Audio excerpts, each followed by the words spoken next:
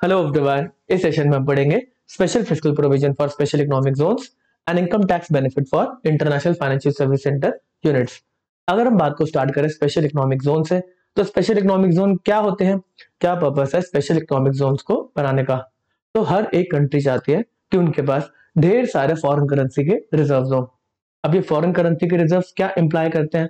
अगर एक कंट्री के पास फॉरेन करेंसी के रिजर्व है तो कहीं ना कहीं उस कंट्री को उतना स्टेबल माना जाता है।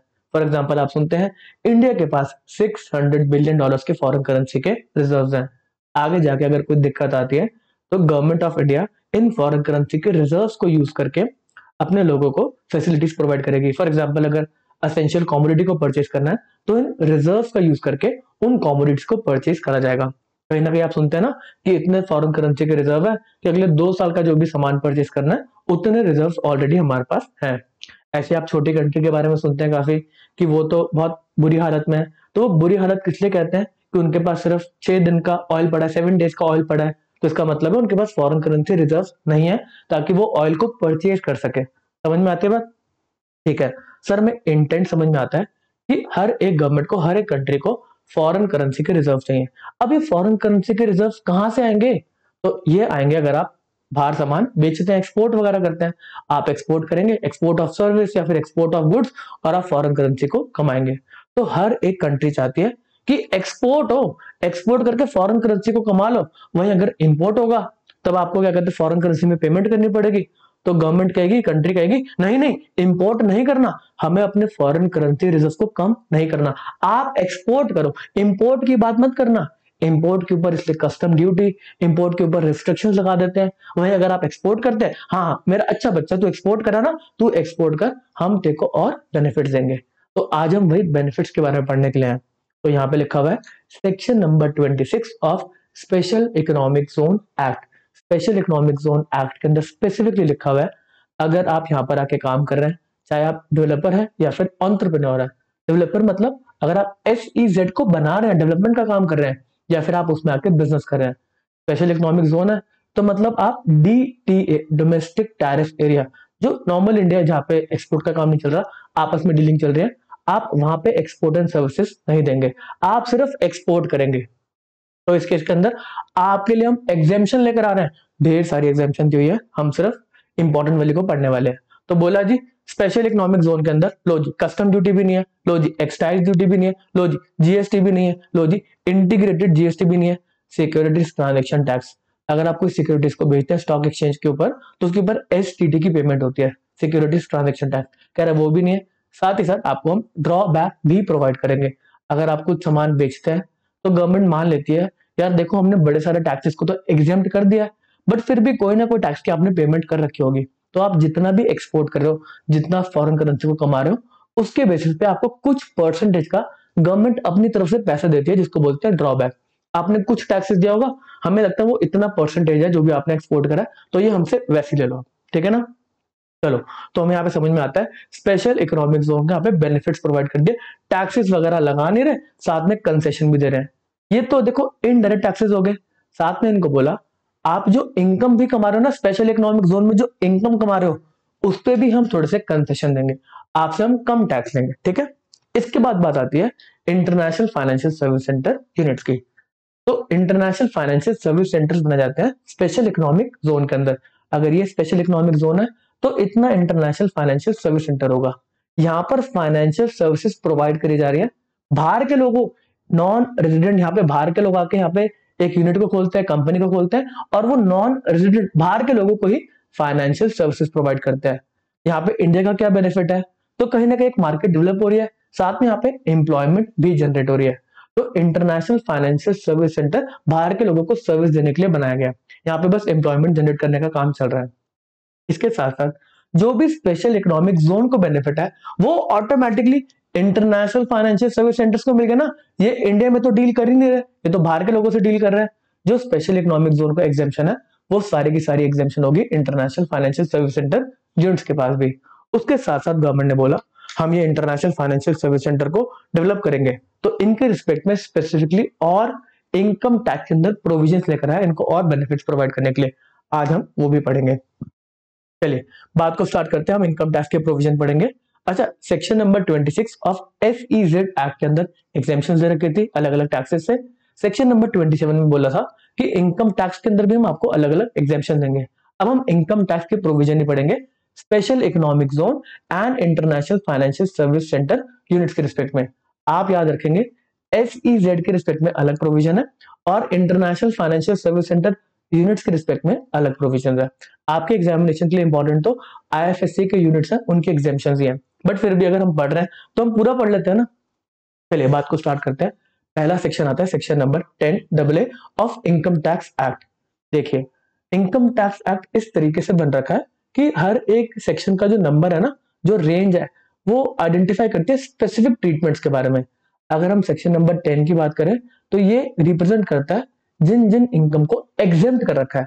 मतलब सेक्शन 10 में जो बातें लिखी गई हैं, अगर आपकी वो वाली इनकम हो रही है तो उसको एग्जेम्प्ट मान लिया जाएगा, मतलब वो आपकी इनकम में इंक्लूड नहीं होगी और आपको उस पर टैक्सेस नहीं देने। ऐसे ही अगर हम बात करें सेक्शन नंबर 80 की, आपको 80C सेक्शन पता होगा, तो ये है डिडक्शन का सेक्शन। मतलब आपकी इनकम तो है, इसमें कुछ अगर आप ऐसी इनकम कमा रहे हो जो यहाँ पे मेंशन्ड है, अगर आप कुछ एक्सपेंडिचर करते हैं, कोई खर्चा वगैरह करते हैं, जो भी उसमें मेंशन कर रखा है 80 के अलग अलग सेक्शन के अंदर, तो यहाँ पर डिडक्शन प्रोवाइड करी जाएगी। आप अपनी इनकम से उतने पैसे को डिडक्ट कर लें और बैलेंस पे टैक्स दे दें। सेक्शन नंबर 10 में एग्जेम्पशन, एग्जेम्प्ट अजी है ही नहीं, आपके इनकम में आएगा ही नहीं। 80 के अंदर के सेक्शन में कि आपके इनकम में तो है बट उसमें से आप डिडक्ट कर लो, उसमें आप टैक्स मत देना। ऐसे अगर 194 की बात करें तो इसमें भी अलग अलग सेक्शन है जिसमें TDS के प्रोविजन दे रखे हैं, ठीक है ना। चलो, तो यहां पर है सेक्शन नंबर 10AA जो कि है units established in special economic zone, और ये भी एक डेट के रिस्पेक्ट में 2006 के बाद आपने यूनिट्स को शुरू करा और वो अप्रैल 2021 से पहले के अगर आपने यूनिट्स को एस्टैब्लिश कर लिया तो उनके लिए इनकम टैक्स के बेनिफिट दे रखे हैं। सबसे पहली बात, आपको डिडक्शन प्रोवाइड कर जाएगी 100% ऑफ प्रॉफिट्स एंड गेन। जो भी आप प्रॉफिट्स कमा रहे हैं, 100% प्रॉफिट जो भी आप एक्सपोर्ट करके कमा रहे हैं, 5 कंसेक्यूटिव असेसमेंट ईयर, आपका 100% डिडक्शन। आपको कोई भी पैसा नहीं देना, ये एकदम 100% प्रॉफिट छोड़ दो, कोई भी टैक्स पेमेंट नहीं है। और उसके 5 साल के बाद आप 50% of such profit and gain के ऊपर आप टैक्सेस दे दो। मतलब आपका जो आपने स्पेशल इकोनॉमिक जोन में काम स्टार्ट किया, 100% पहले 5 साल नो टैक्स, और उसके 5 साल के बाद, 5 साल जब खत्म हो गए तो उसके बाद 50% जो भी आप कमाई कर रहे हैं उसका 50% लेस, बैलेंस 50% पे अगले 5 साल के लिए आप टैक्स दे दो। बात यहाँ पे खत्म नहीं होती। इसके बाद फॉर नेक्स्ट 5 कंसेक्यूटिव ईयर्स, ध्यान रखें कंसेक्यूटिव ईयर है, साथ साथ है, बीच बीच में नहीं छोड़ सकते।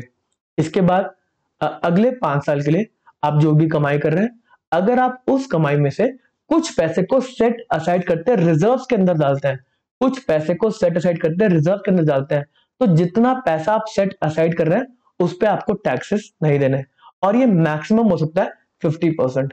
और ये सेट असाइड करने का क्या इंटेंट है, क्या पर्पस है, तो यहाँ पे गवर्नमेंट चाहती है कि आप जो पैसा कमा रहे हैं उसको सेट असाइड करें और उसको वापस से इन्वेस्ट करें अपने यूनिट्स के अंदर, ताकि आपकी प्रोडक्शन की कैपेबिलिटीज बढ़ सके, ताकि आप एक्सपोर्ट ज्यादा कर सके। तो यहाँ पे क्या लिखा गया, for next 5 consecutive years so much of the amount not exceeding 50% of the profit as is debited।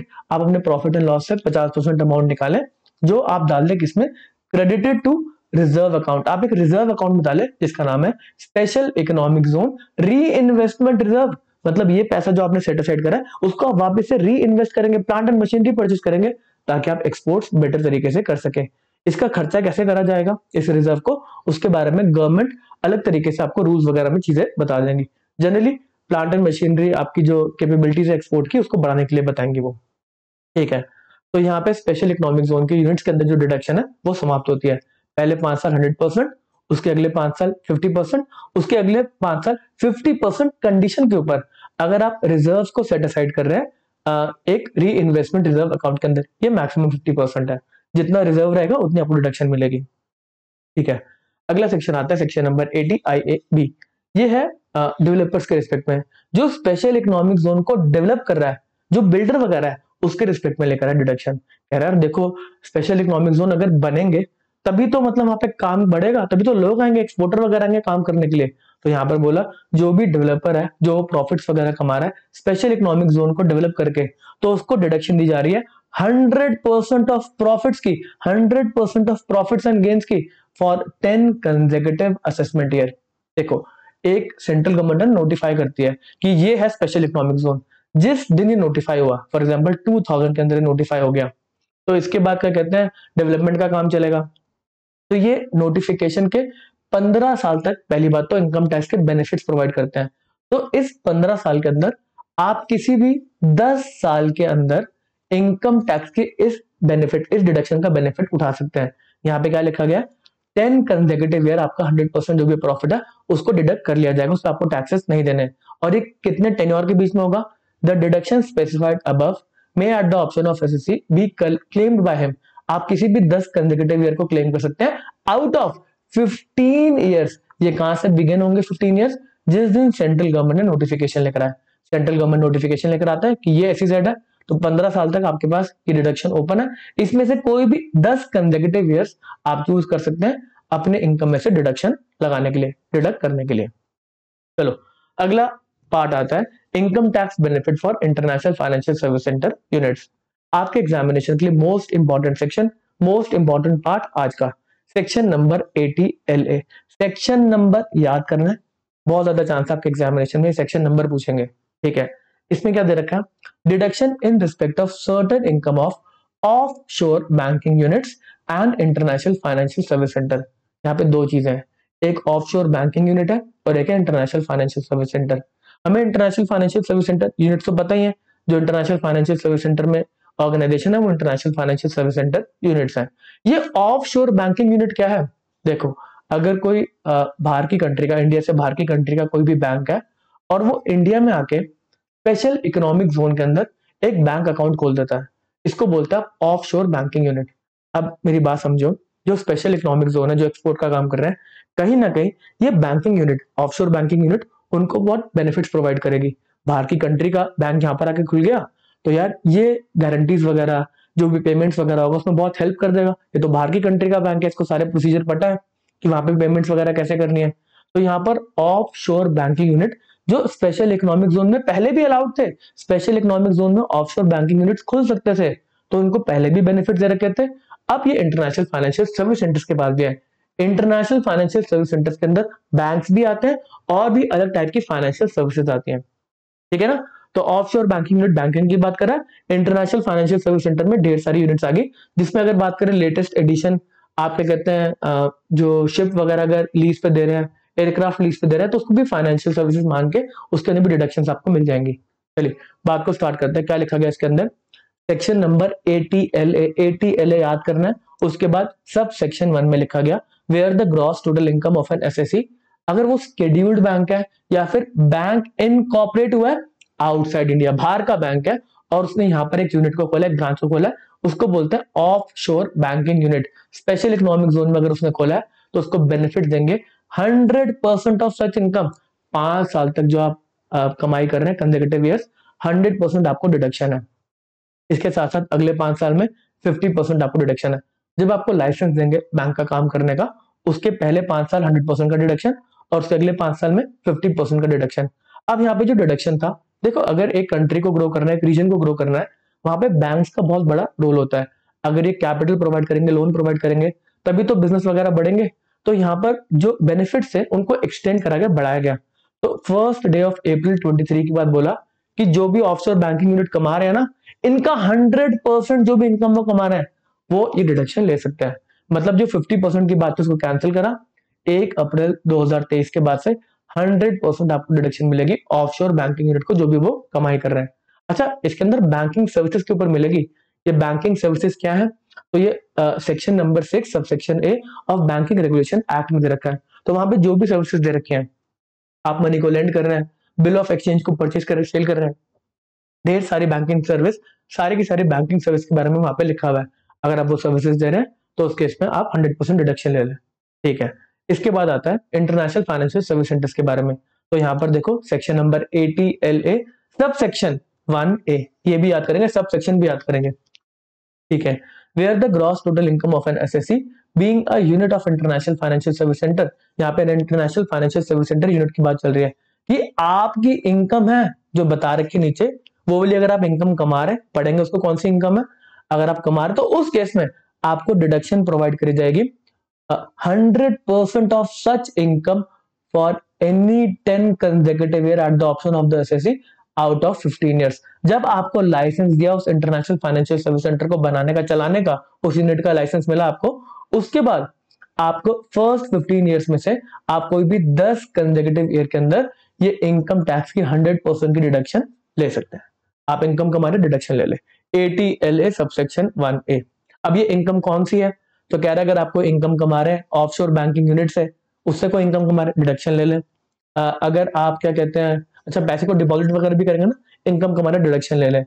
अगर जो ऑफशोर बैंकिंग यूनिट है वो section 6 subsection 1 of banking regulation act, जिसमें सारी की सारी बैंकिंग सर्विसेज को मेंशन कर रखा है, अगर वो दे रही है 100% डिडक्शन है ऑफशोर बैंकिंग यूनिट को अब, ठीक है। उसके बाद एक इंटरनेशनल फाइनेंशियल सर्विस सेंटर है, अगर वो किसी और इंटरनेशनल फाइनेंशियल सर्विस सेंटर को सर्विसेज दे रहा है, वहां से कुछ पैसे वगैरह कमा रहा है, 100% डिडक्शन है जी, ठीक है। उसके बाद अगर आप ट्रांसफर कर रहे हैं किसी असेट को जो कि एयर का क्राफ्ट है या फिर शिप है, अगर आप इसको ट्रांसफर कर रहे हैं बाय वे ऑफ लीज, तो उस केस के अंदर भी आपको 100% की डिडक्शन है। और इसके अंदर एक कट ऑफ डेट है जो कि है 1 मार्च 2025 तक, 31 मार्च। तो इस केस के अंदर क्यों बोला गया है? ताकि फटाफट आके यहाँ पे एयरक्राफ्ट और शिप की लीजिंग का काम स्टार्ट हो सके, जो कि बहुत जोरों से भी चल रहा है इंटरनेशनल फाइनेंशियल सर्विस सेंटर्स के अंदर, ठीक है। मोस्ट इंपॉर्टेंट सेक्शन यहाँ पे समाप्त होता है। इसके बाद आता है सेक्शन नंबर 115 JB, जो कि है special provision for payment of tax by certain companies. अगर मैं आपको इसकी हिस्ट्री बताऊं तो ये जो 115 JB है वो है मिनिमम ऑल्टरनेट टैक्स का। इसका पर्पस क्या है? देखो स्टार्टिंग के अंदर ना धीरू भाई अंबानी जो है वो बहुत ज्यादा ना टैक्स का थोड़ा सा लॉस का अच्छा खासा लूपहोल्स निकाल के ना उसको यूज करते थे और टैक्स की पेमेंट नहीं करते थे।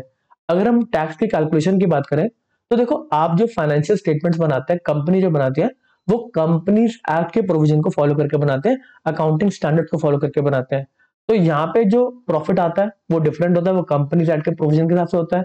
वहीं अगर आपको इनकम टैक्स की पेमेंट करनी है तो आपको जो इनकम कॉम्प्यूट करनी होती है वो एज पर इनकम टैक्स के प्रोविजन से करनी होती है।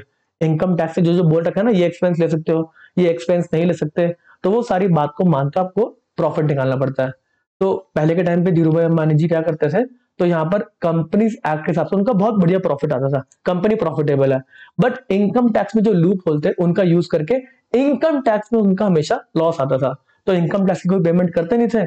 और वैसे उनकी कंपनी की बैलेंस शीट है, प्रॉफिट एंड लॉस अकाउंट है, उसमें प्रॉफिट ही प्रॉफिट है। तो यहाँ पर पी चिदम्बरम जी आए और उन्होंने बोला देखो अगर ऐसा मैटर है तो उस केस के अंदर हम बोलेंगे कि जितने आपका प्रॉफिट हो रहा है एज पर कंपनीज एक्ट, जो आपकी बुक्स है उसमें जितना प्रॉफिट हो रहा है, तो हम उसको मान लेंगे कि यही इनकम टैक्स का प्रॉफिट है। मतलब आपका इनकम टैक्स में लॉस हो रहा है, आपका नॉर्मल जो आप फाइनेंशियल स्टेटमेंट बना रहे हैं कंपनीज एक्ट को फॉलो करके उसमें प्रॉफिट हो रहा है, तो इनकम टैक्स कह रहा है हम मान लेंगे कि छोड़ो इनकम टैक्स को, छोड़ो आपका प्रॉफिट वही है जो कंपनीज एक्ट बता रहा है। तो इस केस के अंदर आपको उस प्रॉफिट के ऊपर 18.5% का टैक्स देना पड़ेगा, जिसको फेमसली बोला गया मिनिमम ऑल्टरनेट टैक्स, MAT, ठीक है जी।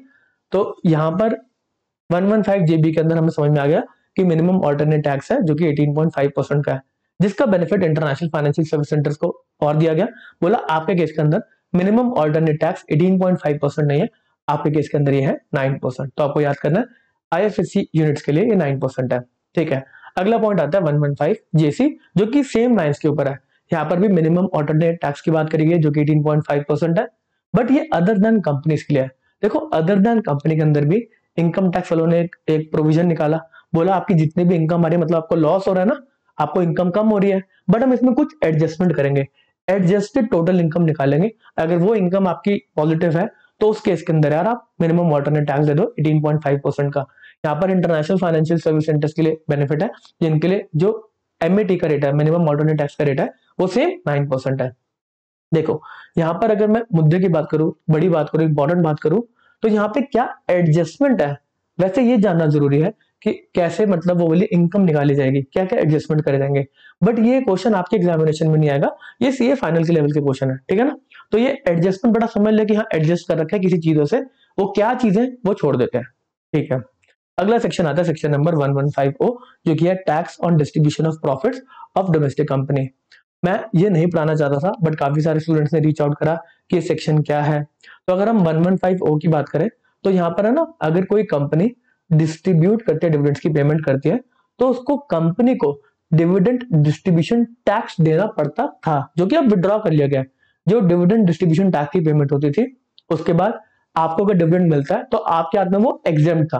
कंपनी ने पेमेंट कर दी ना, जब वो डिविडेंड को डिस्ट्रीब्यूट कर रहे थे उन्होंने डिविडेंड डिस्ट्रीब्यूशन टैक्स दे दिया और आपके हाथ में वो डिविडेंड मतलब एग्जेम्प्ट था, क्योंकि कंपनी ने दे दिया आपके बिहाफ पे, बात खत्म।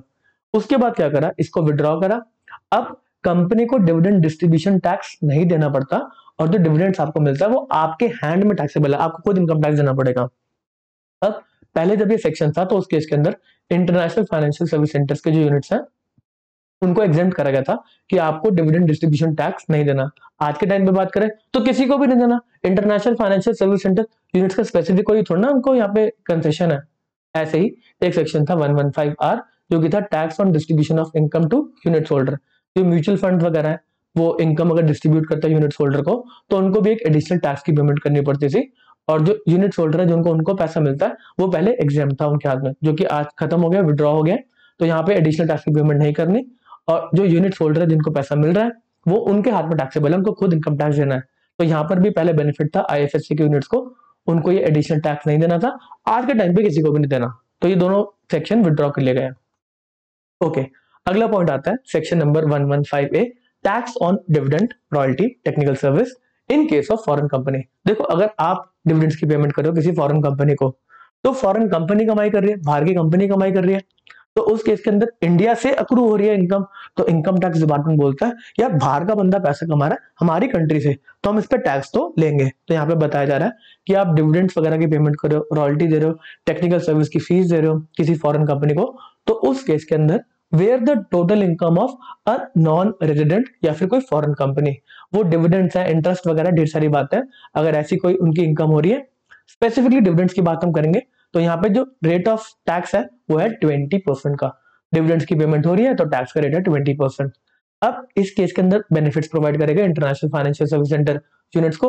अगर international financial service centre unit dividend दे रहा है तो उस केस के अंदर जो टैक्स का रेट है वो कम हो जाएगा, 20% से कम होके 10%। इंपॉर्टेंट आपके एग्जामिनेशन के लिए। अगला सेक्शन आता है 111A, आपके एग्जामिनेशन के लिए इंपॉर्टेंट नहीं है, एक कॉन्सेप्ट को क्लैरिफाई करने के लिए मैंने यहाँ पे लिख दिया। यह है tax on short term capital gain. अगर आप शेयर्स वगैरह को सेल करते हैं, शॉर्ट टर्म कैपिटल गेन आ रहा है, तो उस केस के अंदर आपको कंसेशनल रेट पर टैक्स देना पड़ता है। आपने इनकम कमाई शॉर्ट टर्म कैपिटल गेन की, अब इसके अंदर एक कंडीशन है, आपको जो कंसेशनल रेट पर टैक्स देना ना 15% का रेट है। सबसे पहली बात 111A के अंदर आप इक्विटी शेयर्स वगैरह को बेचते हैं, शॉर्ट टर्म के अंदर गेन कमाते हैं, तो 15% की पेमेंट करें, बात खत्म। ये 15% की बात तभी मानी जाती है अगर आपने सिक्योरिटीज ट्रांजैक्शन टैक्स दे रखा है, एसटीटी। हम ऊपर पढ़कर आए थे स्पेशल इकोनॉमिक जोन के अंदर एसटीटी लगता ही नहीं है, तो यहाँ पर एक अलग से प्रोविजन डाला गया कि इंटरनेशनल फाइनेंशियल सर्विस सेंटर के केस के अंदर एसटीटी का रिक्वायरमेंट नहीं आएगा। उस केस के अंदर भी जो यहाँ पे शॉर्ट टर्म कैपिटल गेन होंगे उसमें 15% का टैक्स दिया जाएगा, तो एसटीटी का रिक्वायरमेंट नहीं है। Same case with long term capital gain. 112A के अंदर लॉन्ग टर्म कैपिटल गेन की बात कर रखी है, जिसमें अगर आपका long term capital gain exceed कर रहा है 1 लाख रुपए इन फाइनेंशियल ईयर, तो उस केस के अंदर आपको कंसेशनल रेट पर टैक्स देना है जो कि 10% का है। इसमें भी कंडीशन है अगर आपने सिक्योरिटीज ट्रांजैक्शन टैक्स की पेमेंट कर रखी है, ये इंडिया के रिस्पेक्ट में। इंटरनेशनल फाइनेंशियल सर्विस सेंटर्स के अंदर एसटीटी लगता ही नहीं है, तो वहां पर प्रोविजन डाला कि आईएफएससी पे एसटीटी की एप्लीकेबिलिटी नहीं है, उनका अगर लॉन्ग टर्म का कैपिटल गेन हो रहा है तो उनको 10% का टैक्स देना है। ओके, अगला पॉइंट आता है 115VP, मतलब सेक्शन आता है, आपके एग्जामिनेशन के लिए इंपॉर्टेंट नहीं है, सिर्फ हम इसको पढ़ेंगे। Method and time of opting of tonnage tax scheme. देखो, अगर मैं आपको इनकम टैक्स की बात करूं, इनकम टैक्स एक्ट की, तो कहीं कहीं जगह वो ईज प्रोवाइड करने के लिए लोगों को बोलता है कि यार आप ये वाला बिजनेस कर रहे हो ना, मान लो आपकी इतनी इनकम है, क्या बुक्स वगैरह बनाओगे, एक्चुअल में इनकम निकालोगे, वो एक परसेंटेज बोलता है, आप मान लो इतनी आपकी इनकम है। फॉर एग्जाम्पल अगर आप ट्रांसपोर्ट वालों की बात करें तो उस केस के अंदर भी मान लेते हैं अगर आपके पास ट्रक है ना, तो आप इतनी इनकम कमा रहे हैं, मान लेते हैं एक ट्रक है ना, एक ट्रक पे इतनी इनकम मान लेते हैं आपकी, ठीक है, तो आप इसी के बेसिस पे टैक्स दे दो। अगर आपको कम पे देना है तो हमें सारी चीजें बता दो, कितनी इनकम है उस पर दे देना, कोई बात नहीं, ऑडिट वगैरह करा लेना, अलग अलग वो प्रोविजन बताते हैं। तो इस केस के अंदर अगर हम शिप्स की बात करें तो उस केस के अंदर ये टनेज टैक्स स्कीम लेकर आए, कितना टन सामान वगैरह लेके जा रहे हैं उसके बेसिस पे एक प्रिजम्पटिव इनकम निकाली जाएगी और उस पर आप टैक्स दे देना। तो यहाँ पर अगर बात करें कोई यूनिट है इंटरनेशनल फाइनेंशियल सर्विस सेंटर के अंदर जो डिडक्शन ले रहा है 80LA के अंदर, सर 80LA के 1A सेक्शन के अंदर, सब सेक्शन के अंदर अगर हम डिडक्शन ले रहे हैं तो हमें तो मतलब पैसा देने नहीं, इनकम टैक्स की पेमेंट करनी नहीं, 10 साल तक कोई टेंशन नहीं, उसके बाद तो दोगे। तो उस केस के अंदर बोल रहे हैं जब आपकी 80 LA की डिडक्शन सीज हो जाएगी, उसके बाद आप एप्लीकेशन दे देंगे इनकम टैक्स के ऑफिसर को कि भाई विद इन 3 मंथ्स आपको एप्लीकेशन देनी होगी अगर आपको इस टनेज टैक्स स्कीम के अंदर आना है। ठीक है जी। और जब भी आप ये वाली एप्लीकेशन देंगे तो जो भी ऑफिसर है उसको या तो ग्रांट करना होगा आपको ये स्कीम के अंदर एंट्री, या फिर रिफ्यूज करना होगा अप्रूवल। बट उस केस के अंदर उसको भी टाइम दिया गया कि आपने जब एप्लीकेशन दी उस मंथ के एंड होने के बाद 1 महीने के अंदर अंदर उसको अप्रूवल या फिर रिफ्यूज करना है। ठीक है ना। ओके, अगला सेक्शन आता है सेक्शन नंबर 194 LC। 194 सेक्शन किसका है? टीडीएस की सीरीज का है। तो यहाँ पे अगर कोई इंटरेस्ट कमा रहा है फ्रॉम इंडियन कंपनी, अगर इंडियन कंपनी ने लोन ले रखा है और वो इंटरेस्ट की पेमेंट कर रही है, बाहर का बंदा कमा रहा है तो मतलब बाहर इनकम जा रही है, इनसे हम इनकम टैक्स लेंगे। तो इनकम टैक्स तो लेना, टैक्स काट लो, इनका टैक्स काट लो, पेमेंट करते हो टैक्स ही काट लो। ठीक है। तो यहाँ पे ये सारे के सारे पुराने प्रोविजन है, पता होना चाहिए पुराना प्रोविजन क्या है, क्योंकि कभी कभी पूछ लेता है कि पहले क्या था और अब क्या है। बट अभी हम पढ़ेंगे नए प्रोविजन को। तो यहाँ पे दे रखा है अगर आपने कोई पैसे को बोरो कर रखा है आउटसाइड इंडिया से, लॉन्ग टर्म बॉन्ड्स के केस में या फिर रूपी डिनोमिनेटेड बॉन्ड्स के केस के अंदर, और वो आपने 1 जुलाई 23 की बात करा है, तो उस केस के अंदर आपको टीडीएस काटना है। जो इंटरेस्ट की पेमेंट है लॉन्ग टर्म बॉन्ड्स एंड रूपी डिनोमिनेटेड बॉन्ड्स के ऊपर आपको 9% का टीडीएस काटना है। ठीक है जी। तो यहाँ पे आपका इनकम टैक्स की जो प्रोविजन है सेक्शन नंबर 10 से पहले का, उसका एक पार्ट कंप्लीट होता है। नेक्स्ट लेक्चर के अंदर नेक्स्ट पार्ट में हम सेक्शन नंबर 10 के अंदर कुछ और एग्जाम्पशंस दे रखी है उसको हम पढ़ेंगे। ठीक है ना। तो इस लेक्चर के इस पार्ट को यहाँ पे समाप्त करते हैं, मिलते हैं आपसे सेकंड पार्ट में। Okay tata, bye bye. Hello everyone, इस सेशन में हम पढ़ेंगे section number 10 of income tax act, जिसमें प्रोविजंस दे रखे हैं कुछ international financial service centre units के बारे में। अगर मैं इन जनरल बात करूं section number 10 of income tax act की, तो ये एग्जेम्पशन स्पेसिफाई करता है अगर आपकी कोई इनकम हो रही है और वो सेक्शन नंबर 10 में मेंशन्ड है तो इसका मतलब है वो इनकम एग्जेम्प्ट है, आपको टैक्स नहीं देना। अगर मैं सबसे बड़ा एग्जाम्पल दूं सेक्शन नंबर 10 का, तो वो है एग्रीकल्चर इनकम। अगर आपको एग्रीकल्चर करके कोई इनकम हो रही है तो एज पर सेक्शन नंबर 10 वो एग्जेम्प्ट है, आपको कोई भी टैक्स की पेमेंट नहीं करनी। हम सारे के सारे प्रोविजन को डिस्कस नहीं करेंगे सेक्शन नंबर 10 के, हम उन्हीं प्रोविजन को डिस्कस करेंगे जो international financial service centre units के रिस्पेक्ट में, वही हमारे एग्जामिनेशन के लिए इंपॉर्टेंट है। और इसमें बजट में भी चेंज आया, इस बार के बजट में भी चेंजेस करे गए हैं, तो एग्जामिनेशन के लिए इंपॉर्टेंट है। पहला सब सेक्शन आता है सेक्शन नंबर 10 का, जो कि है 4D। सेक्शन नंबर 10 का सब सेक्शन 4D बोलता है कोई भी इनकम अक्रू हुई है, अराइज हुई है, रिसीव हुई है बाय अ स्पेसिफाइड फंड, कोई स्पेसिफाइड फंड इनकम कमा रहा है। अब ये स्पेसिफाइड फंड क्या है हमें नहीं पता, स्टार कर दो। ठीक है ना। As a result of transfer of capital asset, कह रहा है कोई कैपिटल एसेट बेच रहा है जिसके बारे में इंफॉर्मेशन दे रखे सेक्शन नंबर 47 के क्लॉज 7AB के अंदर। कौन से कैपिटल एसेट है वो सेक्शन नंबर 47 के क्लॉज 7AB में लिखा है। स्पेसिफाइड फंड कोई पैसा कमा रहा है कैपिटल एसेट को ट्रांसफर करके, सेक्शन नंबर 47 के क्लॉज 7AB में दे रखा है। On a recognised stock exchange located in international financial service centre, IFSCA का जो स्टॉक एक्सचेंज है वहां पे बेचे जा रहे हैं। अगर आप उससे कुछ पैसा कमा रहे हैं और वो फॉरेन करेंसी में कन्वर्टेबल फॉरेन एक्सचेंज में है तो वो एग्जेम्प्ट है। ठीक है ना। अब हमें सर कुछ समझ में नहीं आया ये स्पेसिफाइड फंड क्या है, हमें इतना पता है एग्जेम्प्ट है बट अंदर कुछ नहीं पता ये फंड क्या है, वो कौन सी सिक्योरिटी है सेक्शन नंबर 47 में मेंशन्ड है। तो अगर हम स्पेसिफाइड फंड को समझे तो यहाँ पर लिखा हुआ है कोई भी फंड जो इंडिया में रजिस्ट्रेशन लेगा as trust company, international financial service centre में भी रजिस्ट्रेशन लेगा और उसको सर्टिफिकेट मिला हुआ है as category 3 alternate investment fund. हम हर एक category of alternate investment fund को पढ़ चुके हैं। अगर मैं कैटेगरी 3 की बात करूं तो एक कॉम्प्लेक्स ट्रेडिंग स्ट्रैटेजी को एम्प्लॉय करते हैं, ये लेवरेज को एम्प्लॉय करते हैं, मतलब लोन वगैरह पे लेके स्टॉक मार्केट में पैसा लगाते हैं। डिफिकल्ट मतलब कॉन्ट्रैक्ट्स, थोड़े से कॉम्प्लेक्स कॉन्ट्रैक्ट को करते हैं। ठीक है ना। तो कह रहा है अगर आप कैटेगरी 3 ऑल्टरनेट इन्वेस्टमेंट फंड हो, आपको रजिस्ट्रेशन मिला हुआ है तो आपको माना जाएगा स्पेसिफाइड फंड हो। ठीक है ना। इसके साथ साथ इंफॉर्मेशन और भी दे रखी है जो कि लोकेटेड है इंटरनेशनल फाइनेंशियल सर्विस सेंटर में, उसी को बेनिफिट देंगे। Of which all the units other than units held by sponsor. अच्छा, कोई भी ऑल्टरनेट इन्वेस्टमेंट फंड बनता है ना तो उसमें स्पॉन्सर्स मैनेजर्स वगैरह होता है। कह रहा है उसके अलावा सारे के सारे यूनिट्स हेल्ड कर रखे हैं नॉन रेजिडेंट ने, बाहर के लोगों का पैसा लगा हुआ है, तो जो भी आप इनकम कमा रहे हो वो एग्जेम्प्ट, हमें कोई टैक्स नहीं चाहिए, इनकम आप कमा रहे हो एग्जेम्प्ट है। ठीक है ना। इसके बाद हम पढ़ेंगे या फिर कोई भी आप ट्रांसफर कर रहे हैं सिक्योरिटीज का, कह रहा है अगर स्पेसिफाइड फंड, ये स्टॉक एक्सचेंज की बात तो खत्म हो गई ना, इंटरनेशनल फाइनेंशियल सर्विस सेंटर की स्टॉक एक्सचेंज की बात तो खत्म हो गई। उसके बाद कह रहा है आप कोई भी सिक्योरिटी को ट्रांसफर करो, पैसा कमाओ, बट वो इंडिया का नहीं होना चाहिए, other than the shares of a company resident in India. बाहर की कंपनी के शेयर को आप बेचो, पैसा कमाओ, हमें नहीं चाहिए उस पर टैक्स, आप कमाओ, बाहर की कंपनी है उसके शेयर्स बिक रहे, हमें क्या लेना देना। उसके साथ any income from securities issued by a non resident, अगर किसी नॉन रेजिडेंट के आपने सिक्योरिटीज को बाय कर रखा है, आप उसको बेच के कुछ पैसा कमाते हो। फॉर एग्जाम्पल हमारे आईएफएससी के अंदर एक फंड रजिस्टर्ड है, ये इन्वेस्टमेंट्स वगैरह करता है, इसने एप्पल कंपनी के शेयर्स अमेरिका में जाके परचेज कर रखे हैं, इस फंड के थ्रू पैसा गया है। अब इस कंपनी एप्पल के शेयर्स वो अगर बेचता है तो कह रहा है इंडिया कह रहा है हमें नहीं चाहिए इस पे कोई भी टैक्स, आप जितना पैसा खाओ, हमें क्या फर्क पड़ता है। और जनरली जिस कंट्री के अंदर ये शेयर्स का ट्रांजेक्शन हो रहा है वो कंट्री उसके ऊपर टैक्सेशन लगा देगी।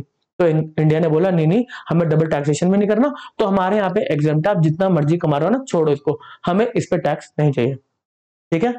और and where such income otherwise does not accrue and arise in India, तो कह रहा है इंडिया कह रहा है हमारा तो वैसे भी इनकम नहीं है, बाहर वालों की इनकम है, तो हम इसको एग्जेम्प्ट कर रहे हैं। साथ ही साथ और any income from a securitisation trust which is chargeable under the head PGBP, जो कहता है profit and gain from business और प्रोफेशन। तो यहाँ पे क्या मतलब है, अगर आपकी कोई इनकम होती है, सिक्योरिटाइजेशन होता क्या है, फॉर एग्जाम्पल अगर आपने एक कंपनी ने लोन परचेज कर लिया, ऐसे ट्री कंस्ट्रक्शन कंपनीज होती है ना, एआरसी सरफेसेट के अंदर जो बनता है, तो बैड लोन्स को परचेज कर लेते हैं और फिर सिक्योरिटीज की फॉर्म में इसको मार्केट में बेच देते हैं।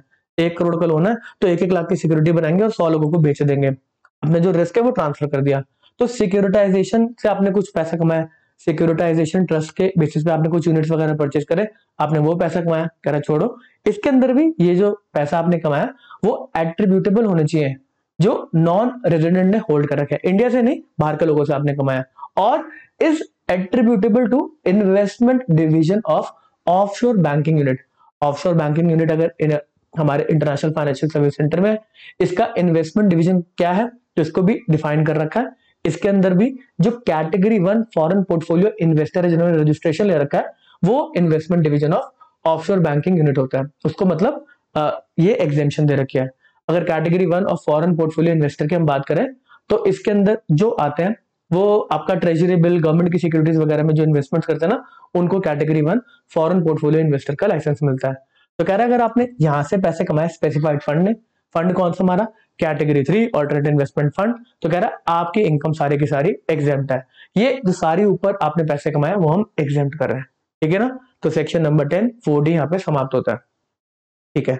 आगे बात करेंगे। अच्छा, इस केस के अंदर जो आपके ऑल्टरनेट इन्वेस्टमेंट फंड के यूनिट्स हैं वो नॉन रेजिडेंट के पास होने चाहिए। यहाँ पर एक पॉइंट दे रखा है, अगर जब ये यूनिट्स परचेज करेंगे तब वो बंदा नॉन रेजिडेंट ही था, बट वो इंडिया रिलोकेट हो गया, इंडिया में आ गया, अब वो रेजिडेंट बन गया, तो उस केस के अंदर बोला अच्छा ये रेजिडेंट है कि नहीं है, वो सेक्शन नंबर 6 के अंदर दे रखा है ऑफ इनकम टैक्स एक्ट। तो कह रहा है अगर कोई रेजिडेंट बन भी जाता है ना, तो उस केस के अंदर भी एक हम लिमिट लगा रहे हैं कि 5% से ज्यादा ऐसे लोग नहीं होने चाहिए जो पहले नॉन रेजिडेंट थे और वो रेजिडेंट बन गए, तो उसकी भी एक लिमिट है, 5% ज्यादा नहीं हो सकते, ठीक है ना। चलो ओके ओके, ठीक है, हो गया यहाँ पे। अब इसके अंदर अगर हम बात करें जो बजट 24-25 में प्रोविजन को इंक्लूड करा गया है, तो पहले specified fund category 3 alternate investment fund की इनकम को एग्जेम्प्ट कर रखा था, जिसको अब बढ़ाया जा रहा है retail scheme and exchange traded scheme. Sir हमें ये दोनों स्कीम के बारे में नहीं पता, इसके बारे में हम ऑलरेडी पढ़ चुके हैं international financial service centre authority fund management regulation के अंदर, ठीक है ना। तो डेफिनेशन आपको वहां पर मिल जाएगी। तो इनकी इनकम को भी एग्जेम्प्ट कर दिया है। आपके जो एग्जामिनेशन में क्वेश्चन आएगा वो उतना डिटेल में नहीं आएगा, बट ये आ सकता है कि रिटेल स्कीम या फिर एक्सचेंज ट्रेडेड फंड, मतलब ऐसे किस इनकम को और एग्जेम्पशन प्रोवाइड करी गई है, ठीक है ना। इंपॉर्टेंट क्वेश्चन है इस बजट का। चलो अगर हम सेक्शन नंबर 47 की बात करें, सेक्शन नंबर 47 वो बात करता है कि जो भी ट्रांजेक्शन आपकी हो रही है उसको ट्रांसफर कंसिडर नहीं करा जाएगा। अगर ट्रांसफर कंसिडर नहीं करा जाता तो अगर ट्रांसफर ही नहीं हुआ तो कोई इनकम नहीं होगी ना, आपको कोई भी पैसे मिले तो वो मैटर नहीं करेंगे, क्योंकि इस पर्टिकुलर जो आपने सामान को बेचा, जो सिक्योरिटीज को बेचा, वो ट्रांसफर ही नहीं कंसिडर करा गया। जो कैपिटल गेन्स को निकालने का तरीका है वो ट्रांसफर के ऊपर, अगर ट्रांसफर होते हैं तो कैपिटल गेन निकलेगा, अगर ट्रांसफर ही नहीं है तो कैपिटल गेन है ही नहीं। चलो सबसे पहले जो हमारे को ऊपर इंफॉर्मेशन दे रखी थी कि सेक्शन नंबर 10 4D के अंदर स्पेसिफाइड फंड को एग्जेम्पशन है अगर वो कोई सिक्योरिटीज बेचते हैं जो सेक्शन नंबर 47 के क्लॉज 7AB में लिखे हैं। पहले हम उन सिक्योरिटीज को देखते हैं। तो ऑलमोस्ट सारी की सारी सिक्योरिटीज ही हैं यहाँ पे रुपी डिनोमिनेटेड बॉन्ड्स आ गए, जीडीआर वगैरह आ गए, डेरिवेटिव आ गए, और भी गवर्नमेंट ने सिक्योरिटीज को नोटिफाई कर रखा है जिसमें फॉरेन करेंसी के बॉन्ड्स हो गए, म्यूचुअल फंड का यूनिट हो गया, बिजनेस ट्रस्ट का यूनिट हो गया, foreign currency denominated equity share, almost सारे आ गए, कोई unit of alternate investment fund है। तो ये सारे के सारे यूनिट से अगर स्पेसिफाइड फंड पैसा कमा रहा है तो उसको इनकम टैक्स नहीं देना। चलो और भी कंडीशन हमने पढ़ लिए।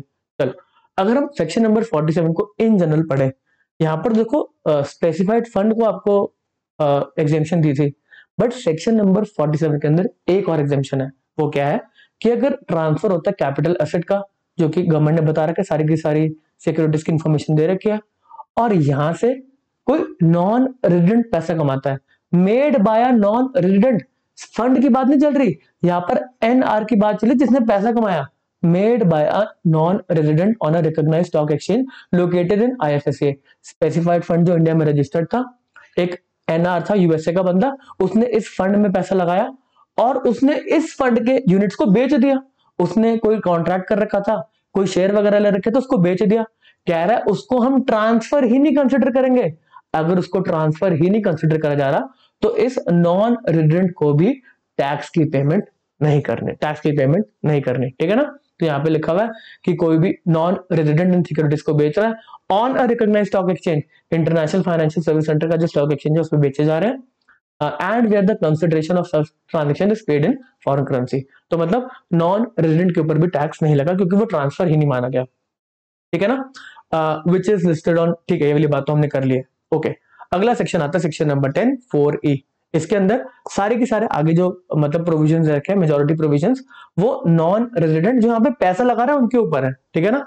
Any income accrued arisen or received by a NR, NR पैसा कमा रहा है, transfer of non deliverable forward contracts. देखो अगर वो शेयर्स वगैरह बेच रहा है, म्यूचुअल फंड्स वगैरह बेच रहा है, तो उसको 47 सेक्शन से एग्जेम्पशन दे दी, ट्रांसफर ही नहीं है, टैक्स नहीं लगेगा।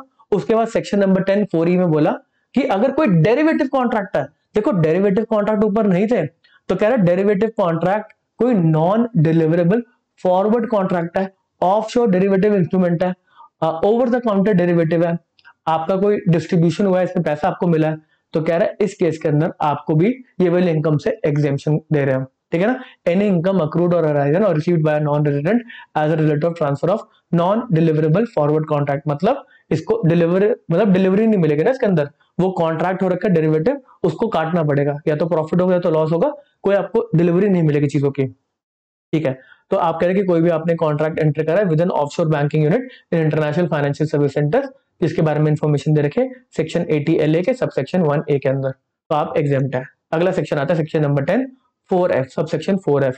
Any income bye non resident bye way of royalty या फिर इंटरेस्ट, वो इंटरेस्ट या फिर रॉयल्टी कमा रहा है, किस पर्पस पे, वो लीज कर रहा है एयरक्राफ्ट या फिर शिप को, कह रहा है इसके अंदर जो भी वो इंटरेस्ट या रॉयल्टी कमा रहा है एग्जेम्प्ट। और इसके अंदर भी एक कट ऑफ डेट है जो कि 31 मार्च 2025, मतलब यहाँ पे इनवाइट कर रहे हैं कि आप आए, क्या कहते हैं, यहाँ पर एयरक्राफ्ट को लीज करें, शिप को लीज करें, तो उसके बेसिस पे जो भी आप इंटरेस्ट वगैरह कमाएंगे, रॉयल्टी कमाएंगे, एग्जेम्प्ट, ठीक है। अगला सबसेक्शन आता है 10 का 4G, जिसके अंदर रखा है any income received by non resident from, कोई पोर्टफोलियो ऑफ सिक्योरिटीज है, आप कोई बाहर का बंदा, यूएसए का बंदा, वो यहाँ पे किसी फंड मैनेजर से अपनी पोर्टफोलियो मेंटेन करा रहा है, पैसा देता है, लगा दे मेरा पैसा, कुछ कमाई करके दे, तो यहाँ पे कोई पोर्टफोलियो ऑफ सिक्योरिटीज है, फाइनेंशियल प्रोडक्ट है, funds manage and administered by portfolio manager, आपने पैसा दे रखा है, तो जो भी वो कमाई करके आपको दे रहा है exempt in an account maintained with offshore banking unit in international financial service centres to the extent. अच्छा, इसके अंदर भी जो आउटसाइड इंडिया इनकम हो रही है, अगर इंडिया की इनकम है तो उस पर टैक्स लगाएंगे obviously, such income accrues arise outside India and is not deemed to be accrue in India. बाहर की इनकम है, कोई टैक्स नहीं देना जी। यहाँ पर आपने बाहर का बंदे ने हमारे इंडिया के अंदर इंटरनेशनल फाइनेंशियल सर्विस सेंटर में जो फंड मैनेजर है, पोर्टफोलियो मैनेजर, उसको पैसे दिए, उसने पूरी दुनिया में पैसे लगाए और जो इनकम कमाई इसको दी वापस, कह रहा कोई भी टैक्स की पेमेंट नहीं है। अगर जो भी आपने कमाई करी है वो इंडिया से रिलेटेड नहीं है, बाहर की कमाई है तो ले जाओ आप, ठीक है जी। ओके ओके, अगला सेक्शन आता है सेक्शन नंबर 10 का सबसेक्शन 4H, जिसके अंदर बात को थोड़ा सा एक्सपैंड करा गया। यहाँ पर पढ़ेंगे कोई इनकम हो रही है नॉन रेजिडेंट या फिर unit of international financial service centre जो रजिस्टर्ड है 80 LA के सबसेक्शन 1A के अंदर, engage in the business of leasing of aircraft. यहाँ पे बोला कि एग्जेम्पशन प्रोवाइड कर रहे हैं कैपिटल गेन के ऊपर, जो कि ट्रांसफर ऑफ इक्विटी शेयर्स हो रहा है। यहाँ पर शिप की लीजिंग की बात नहीं चल रही, क्या है, शिप की लीजिंग की जो कंपनी है उसके शेयर्स को ट्रांसफर करा जा रहा है, उस पर जो गेन्स आपको हमारा कैपिटल गेन वो भी एग्जेम्प्ट कर रहे हैं, वो भी एग्जेम्प्ट कर रहे हैं। मतलब आप कंपनी यहाँ पर आकर खोलो, आगे जाकर इस कंपनी को अगर आप बेच देते हो, इसके शेयर्स बेच देते हो, तो उस पर जो कैपिटल गेन आप कमा रहे हैं उस पर भी हम टैक्स नहीं लेंगे। लीजिंग जो कर रहे हैं उस पर तो पहले ही मना कर दिया, इंटरेस्ट रॉयल्टी के ऊपर पहले ही मना कर दिया कि उस पर टैक्स नहीं ले रहे। अगर आप कंपनी को ही बेच देते हो, शेयर्स बेच देते हो कंपनी के, तो उस केस के अंदर भी हम आपसे टैक्स नहीं लेंगे। और ये वाले जो कैपिटल गेन्स हो रहे हैं उसके बेसिस पे बोला कि ये 10 साल के लिए होगा, provided the provision of this clause shall apply for the capital gain arising from transfer of equity shares of such domestic company, जिसके अंदर 10 साल के लिए आपको ये वाला बेनिफिट्स प्रोवाइड करा जाएगा जब आपने कमेंस करा ऑपरेशन। और उसके बाद period of 10 years beginning from the assessment year commencing on 1st of April 24, जिसके अंदर मैक्सिमम पीरियड आपका 34 तक जाएगा। ठीक है ना, अगर पहले का कुछ आपने सेटअप कर रखा है तो 34 तक आपको बेनिफिट प्रोवाइड करा गया। 1st April से आप स्टार्ट करके 34 तक का आप डिडक्शन ले सकते हैं। अगर आप बाद में करते हैं 25 तक करते हैं, यहाँ पे देखो कट ऑफ डेट है 26 की, अगर आप 2025 में स्टार्ट करते हैं तो आपको बेनिफिट मिलेगा 2035 तक। ठीक है ना, 10 साल वो है। ओके, अगला सेक्शन आता है सेक्शन नंबर 10 सबसेक्शन 15 क्लॉज 9। यहाँ पे दे रखा है कि देखो कोई भी नॉन रेजिडेंट अगर यहाँ पे पैसा देता है, हमारा यहाँ का जो बैंक है इंटरनेशनल फाइनेंशियल सर्विस सेंटर का, उसके पास पैसा आएगा तभी तो आगे पैसा लेंड कर पाएगा।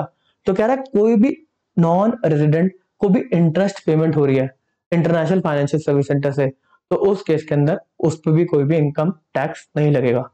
एनआर जो भी यहाँ पे पैसा दे रहा है वो इंटरेस्ट कमा रहा है वो भी एग्जेम्प्ट है।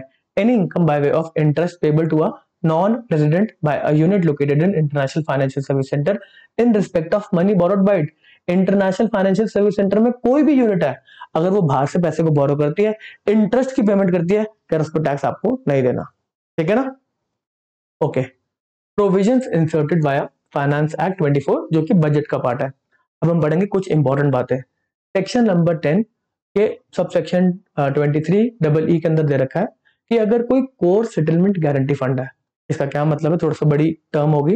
देखो आपकी जो स्टॉक मार्केट है उसके अंदर काफी ज्यादा ना पार्टिसिपेंट्स हैं जो स्टॉक मार्केट को चलाते हैं, उसके अंदर एक इंफ्रास्ट्रक्चर का इंपॉर्टेंट पार्टिसिपेंट है क्लियरिंग कॉर्पोरेशन। क्लियरिंग कॉर्पोरेशन बोलता है जो भी ट्रेड हो रहे हैं ना उसको पूरा करवाने की जिम्मेदारी मेरी है, तो वो आपसे मार्जिन वगैरह लेता है, वो क्लियरिंग कॉर्पोरेशन का काम है।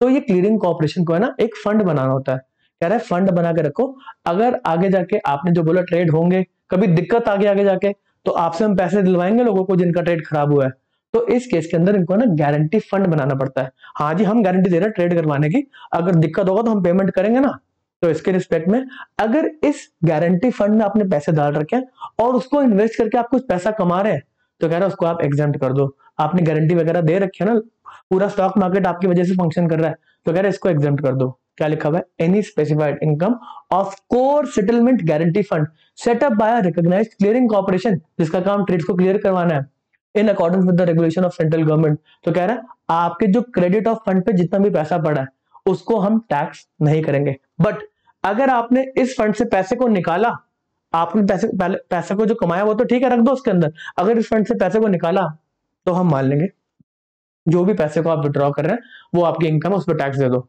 मतलब इस फंड से पैसे को नहीं निकालना, provided that where any income standing to the credit of fund and not charge to income tax during the previous year is share. अगर आपने शेयर कर दिया किसी से, आपने बाहर निकाल दिया पैसे को either wholly or in part for with the specified person, the whole of the amount so shared shall be deemed to be income of the previous year.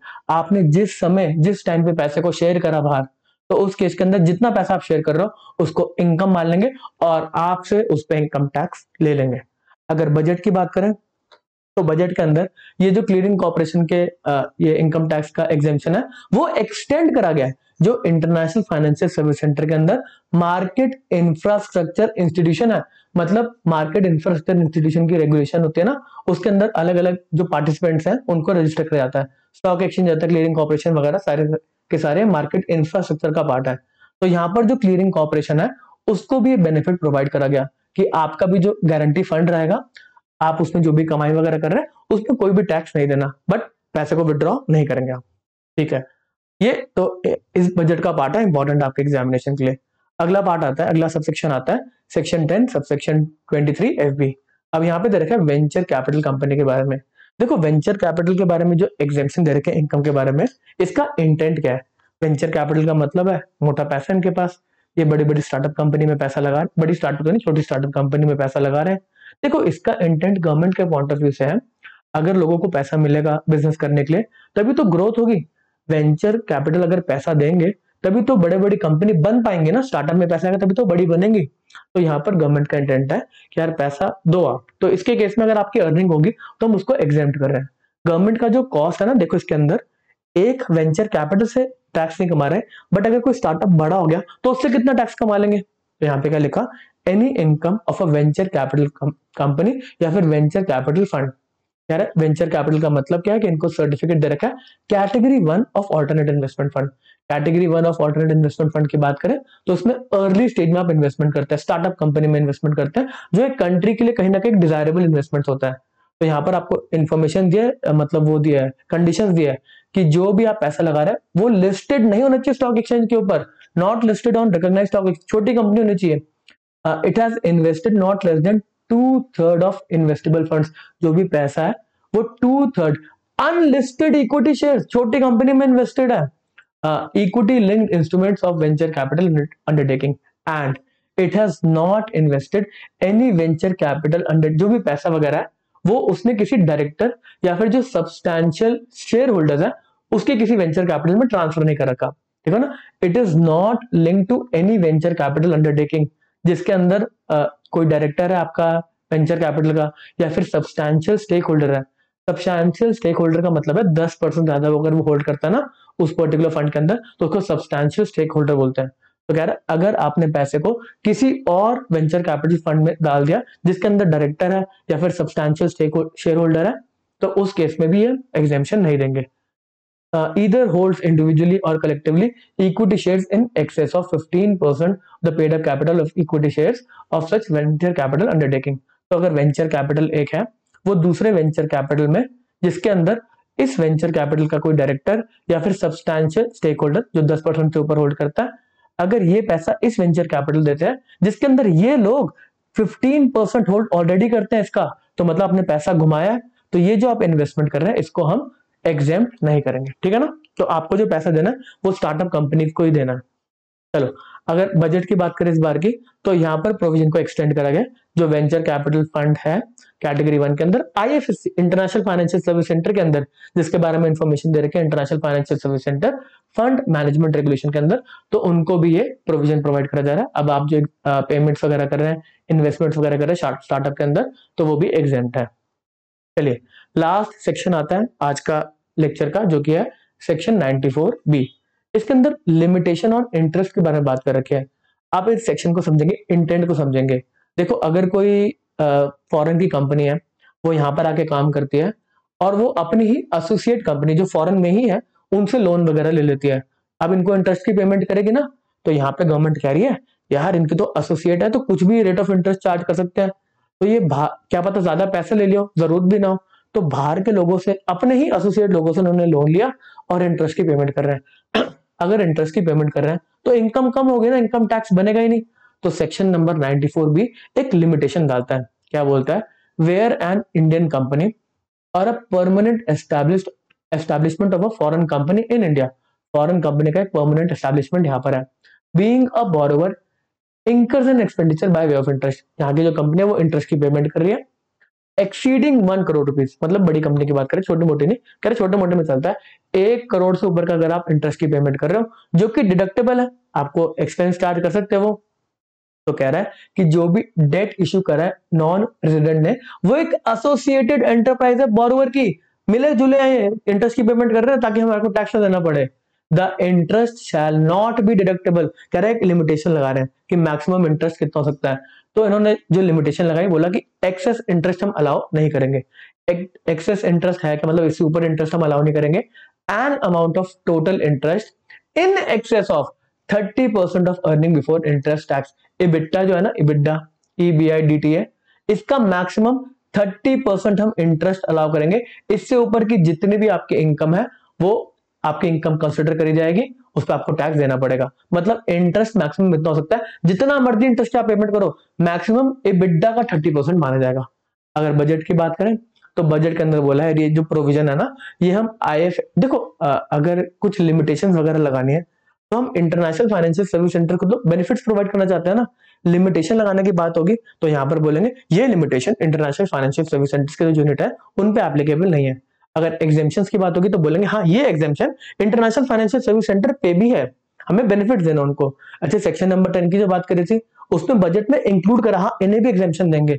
ऐसे ही सेक्शन नंबर 94 में इंटरेस्ट की पेमेंट पे limitation 30 से ज्यादा नहीं हो सकता, तो यहाँ पर बोला हमें थोड़े से और रिलैक्सेशन देने हैं इंटरनेशनल फाइनेंशियल सर्विस सेंटर को, उनके यूनिट्स को। तो यहाँ पर जो लिमिटेशन है वो अप्लाई नहीं करती इंटरनेशनल फाइनेंशियल सर्विस सेंटर्स के रिस्पेक्ट में। तो यहाँ पे क्या लिखा बजट में, above provision not applicable on finance company registered under International Financial Service Center Finance Company Regulation 2021। तो यहाँ पे आपके इनकम टैक्स के जितने भी प्रोविजन थे आपके एग्जामिनेशन के लिए जो इंपॉर्टेंट है इंटरनेशनल फाइनेंशियल सर्विस सेंटर के रिलेटेड वो कंप्लीट होते हैं। चलिए इस सेशन को यहीं पे रोकते हैं। MCQ टेस्ट को अटेम्प्ट करना मत भूलिएगा। Okay tata bye bye.